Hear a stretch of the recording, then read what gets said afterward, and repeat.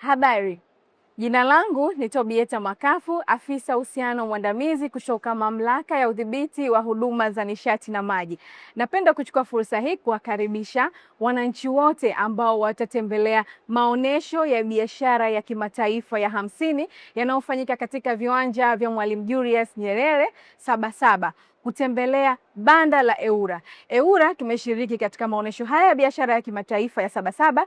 Tupo katika banda la Karume, banda namba 189 na 190. Fika katika banda letu tukupe elimu ya udhibiti wa huduma za nishati na maji. Ninapoongelea nishati namaanisha sekta ya umeme, petroli pamoja na gesi asilia pamoja na sekta nzima ya maji na usafi wa mazingira.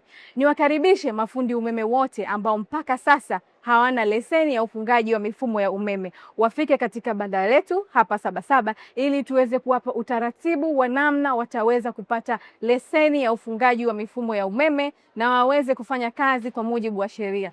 Vile vile nichukue fursa hii kuwakaribisha wawekezaji wote wenye nia ya kufungua vituo vya mafuta vya gharama nafuu vijijini. Wafike katika banda la EWURA ili tuweze kuwapa utaratibu wa namna ya kufuata ili waweze kufungua vituo vya gharama nafuu vijijini. Nikukumbushe tu kwamba masharti ya kufungua vituo vya gharama nafuu vijijini yamerahisishwa sana.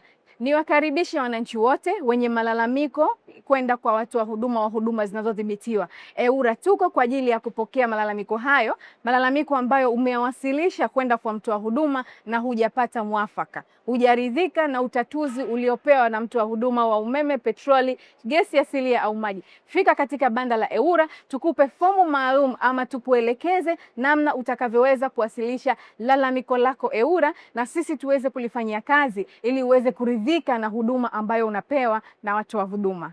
Karibuni sana. EWURA, udhibiti wa haki kwa matokeo chanya.